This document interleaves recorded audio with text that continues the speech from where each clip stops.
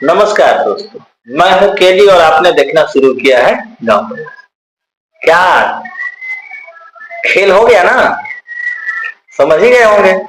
जी हाँ, मैं बात कर रही हूँ आरआरबी ग्रुप डी लेवल 1 के बारे में। यहाँ बच्चे अपने में झगड़ते रहे, आईटीआई होना चाहिए, आईटीआई नहीं होना चाहिए, और उधर बोर्ड खेल कर दिया। ये ट्विटर कैंपेन से कुछ नहीं हुआ। लोग इसी मुद्दा में भटके रहे कि क्या आईटीआई होगा, आईटीआई लागू होगा या नॉन आईटीआई यानी कि केवल 10th पास ही रहेगा।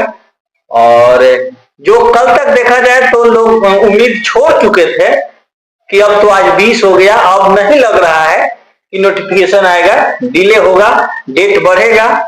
लेकिन हमने कहा था पिछले वीडियो में भी, जब ग्रुप डी का मैंने जो वीडियो क्रिएट किया था तो उसमें मैं बताया था और आप लोग से डिस्कस किया था कि अभी जनवरी दिसंबर लास्ट या जनवरी में आ सकता है। और देखिए वही हुआ, नोटिफिकेशन पहले आया, बीच में पूरा खींचतान चला आईटीआई को लेकर, और अंततः वैकेंसी जो है आपके सामने है। विभिन्न जो बोर्ड है उनके वेबसाइट पर अपलोड हो चुका है। तो हम भी सोचे कि चलिए कुछ जानकारी आपके साथ शेयर करते हैं, जानते हैं, आपका विचार लेते हैं और क्या है, क्या स्ट्रेटजी रहेगा, क्योंकि वैकेंसी तो बहुत कम आई है। आपको मालूम है 32,432 है इसका समथिंग पोस्ट है, जिसमें से 44 या 45% सीट तो रिजर्व है, यानी लगभग देखा जाए तो 13-14 हजार प्लस वैकेंसी रिजर्व है। 18,000 के आसपास जो है यानी फ्रेश वैकेंसी कहा जाए तो बच रहा है, जो पिछले बार की अपेक्षा देखा जाए तो 1/3। जी हाँ, तैयारी, कटअप, ये सब पे चर्चा करेंगे। लेकिन फिलहाल अभी हम लोग बात करेंगे वैकेंसी को लेकर, और इसी विषय पर चर्चा करने के लिए हमारे साथ railway viral boy Sohan sir है। सोहन सर, सबसे पहले आपको स्वागत है। और इस नोटिफिकेशन यानी जो नोटिफिकेशन ग्रुप डी का आया उसको आप किस नजर से देखते हैं और आपके क्या विचार है उसको लेकर? ग्रुप डी में तो बीच में मतलब कि इसका मतलब वायरल किया था सर कि वैकेंसी जो है 58,000 टीचर्स लोग भी कुछ बताए थे, तो उससे मतलब कि कुछ खुशी मतलब कि आया स्टूडेंट के पास, लेकिन वैसा हुआ नहीं। रियल में तो आया कितना, तो 32,000 के आसपास, 32,438।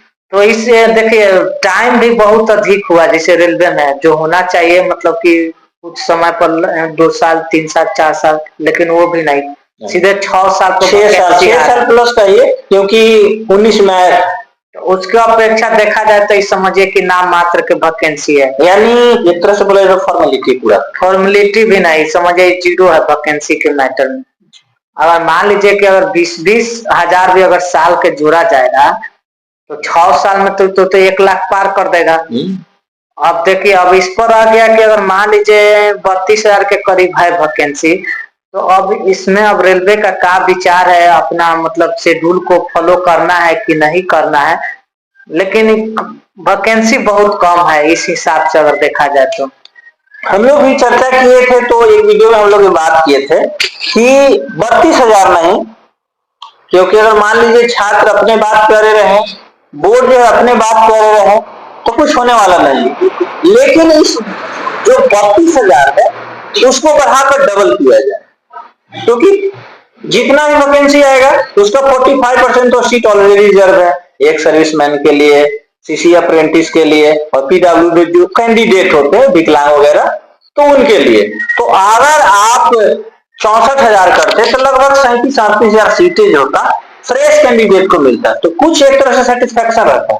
उस तरह का तैयारी जो बच्चे मान लीजिए विगत 6 वर्षों से जिनका नहीं हुआ, 1 नंबर से छट गया, 2 नंबर से रह गया, जैसे हम लोग सभी सताए हुए 1-2 नंबर। हाँ, यहाँ पर जितने भी हम लोग अभी चर्चा कर रहे हैं इस वीडियो में, हमारे जो दर्शक सुन रहे हैं वो लोग कभी पूछते भी है कि आपका कितना भैया, आपका कितना है सर, तो ये इनको एक लाइन में मोटा मोटी समझ जाइए कि हम सभी लोग 1-2 नंबर कहीं सताए हुए हैं। तो हम लोग बैठे हुए नहीं है। 1-2 नंबर नहीं, हम मान लीजिए पॉइंट में, हाँ पॉइंट में मतलब थोड़ा सा के लिए तो कोई बैठा हुआ तो है नहीं, सब अपने अपने तैयारी में लगे हुए हैं। सब तो उसके अनुसार वैकेंसी तो हम लोग का बहुत ज्यादा एक्सपेक्टेशन था। देखिए 60,000 से कम आया ना इतना दिन बाद, तो समझिए कि नहीं के बराबर वैकेंसी। अब एक में मान लीजिए कि 18,000 को मतलब कि लगेगा, मान लीजिए, और तो रिजर्व है 44%, तो उसका तो बातें छोड़िए। तो 18,000 से कहाँ होने जाना है, कुछ नहीं है। एसएससी में एक बार में आ रहा है, सुन रहे हैं 40,000 45,000, जो कि साल दर साल आता है, उसके हिसाब से 18,000 से कुछ नहीं होगा। स्टेट वाइज देखिए तो मतलब जोन है जितना, तो 1,000 भी नहीं पड़ रहा है। अब ओकरे में कैटेगरी मतलब बताएगा, ईवार होगा, ओबीसी होगा, एससी होगा, एसटी होगा, ईडब्ल्यूएस होगा। इस स्थिति में मतलब बहुत मुश्किल है। हाँ, इसमें लग रहा है कि साधारण लड़का को लगेगा नौकरी। वही बात है। अगर देखा जाए तो 6 वर्ष का है, वैकेंसी आपने रोक के रखा है, ठीक है। आपने यहाँ से बोला कि हमने कैलेंडर जारी किया, उसके अकॉर्डिंग देंगे भाई, लेकिन फिलहाल तो कुछ दीजिए, कुछ वैसा दीजिए ना। तो यही ना हुआ कि एक जो फिल्म का डायलॉग है कि आप किसी बच्चे को पढ़ने देना नहीं चाह रहे हैं, आप चाह रहे हैं कि देश का युवा बेरोजगार रहे युवा, और आपके पीछे भेड़ बकरियों की तरह पार्टी का झंडा उठाए मजबूत करे, ये फलना बाबू जिंदाबाद, फलना पार्टी जिंदाबाद, फलना छाप जिंदाबाद। आप खास करके एक देखा जाए तो एक बहुत बड़ा तबका जो है, बोल सकते लोअर मिडिल फैमिली का लड़का रेलवे ग्रुप डी का तैयारी करता है। देखिए पहले तो रेलवे में जितना जाता होगा तो उसका 20 से 30% छोड़ के भाग जाता होगा। तो कोई अच्छा जॉब, अगर देखिए हम लोग इस बात को भी चर्चा करेंगे अगले वीडियो में कि आपने आईटीआई हटाया, कोई दिक्कत नहीं है, हमको नए बच्चे से हम लोग को कोई समस्या नहीं है। अब कहिए कि हमको पुराने बच्चे समस्या नहीं, हमको पुराने बच्चे समस्या नहीं। समस्या इस बात से है कि अगर आईटीआई नहीं है, केवल 10th है, तो वो बच्चा जो एसएससी का तैयारी करता है, वो बच्चा हाँ जो सीजीएल का तैयारी करता है, विभिन्न एग्जामों की तैयारी करता है, जिसका पहले से मैथ रीजनिंग बहुत ज्यादा स्ट्रॉन्ग है, थोड़ा मात्रा में साइंस पढ़ के वो एग्जाम निकाल लेगा, उसका रिजल्ट होगा, कुछ दिन के बाद वो ड्यूटी छोड़ मतलब जॉब छोड़ के चला जाएगा। तो जिसको ये रिक्वायरमेंट था, बहुत जरूरी था, उसको ये वैकेंसी नहीं मिलेगी, उसको ये सीट नहीं मिलेगा, और अंततः सीट क्या हो जाएगा, खाली हो जाएगा। तो सबसे बड़ा दुख यहाँ यही है। हमको कोई दिक्कत नहीं कि आप केवल 10th पास पे दिए हैं, 10th पास का केवल यही एक दुख है, और हमको नहीं, ये पूरे कैंडिडेट का यही कहना है कि आप 10th नए बच्चे को ला रहे हैं, हमको कोई दिक्कत नहीं है। समस्या ये है कि जो विभिन्न एग्जाम की तैयारी करते हैं वो भी इस फॉर्म को फिल करेंगे, और ये फॉर्म फिल करने के बाद उनका जॉब होगा, 2 महीना 4 महीना बाद वो जॉब छोड़ के चले जाएंगे, क्योंकि उस तरह के एनवायरमेंट में रहे। मान लीजिए जो एसी लगा हुआ रूम में रहकर पढ़ाई किया है, लाइब्रेरी में या घर पे, उसको ग्रुप डी में आप लगा दीजिएगा रेलवे ट्रैक पर ड्यूटी देखने के लिए, ट्रैक देखने के लिए कहाँ खराब है, शॉपकीपर में सामान उठाने के लिए, तो कम करेगा। अधिकांशतः बच्चा में यही है, यही हो रहा है। इसमें अब जा रहा है तो समझिए कि मजबूरी है चाहे कुछ भी, और उसका मतलब साल 2 साल जाते जाते पता चलेगा कि वो जॉब छोड़ दिया, हाँ छोड़ दिया है। और इसमें देखिए अभी तो मान लीजिए कि एएलपी का है, बाकी एग्जाम मतलब हो गया है, तो उसका रिजल्ट अभी देना बाकी है, रह गया इसका टेक्नीशियन का। तो इसमें भी तो कुछ लड़का मतलब ग्रुप डी वाला आएगा एकदम आएगा, वहां पर सीट खाली होगा। 18,000 मान के चलिए जीरो है वर्तमान के, कुछ भी नहीं है।